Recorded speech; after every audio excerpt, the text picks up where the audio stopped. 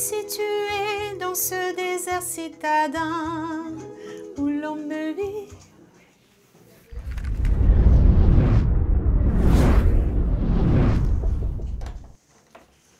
Oui. Merhaba Tati. Merhaba. Apa kamu udah sakit gitu? Oui, oui.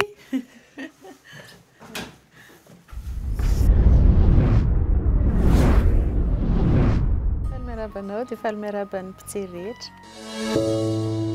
Raha mamonjy an-Tatiana. Angambany rehefa manao fampisehoana dia lasa mandeha nefa ny fampisehoana mbola mitohy.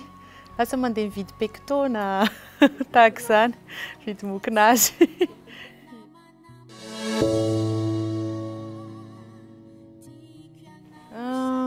Inona maro dia maro angamba fa tsy dia haiko loatra inona ny tena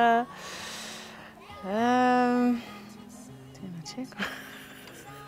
Ny zavatra tsy afaka ataoko angambany dia hoe mandehandeha eny an-dalana dia mihinan-zavatra.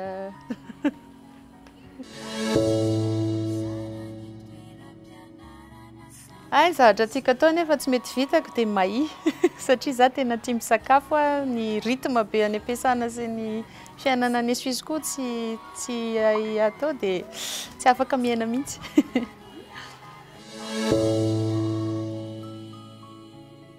Za tsy tia manao jupe lava be, tsy tia manao pataloha lobaka fa zavatra manaranaraka mamoaka ny bikako izany no tiako atao.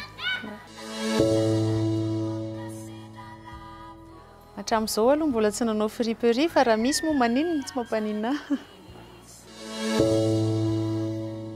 Ny toerana tena tiako aleha angamba tena ao anatin'ny foko dia za tia Afrika be dia te hijery eny amin'ny Kenya tahaka izany.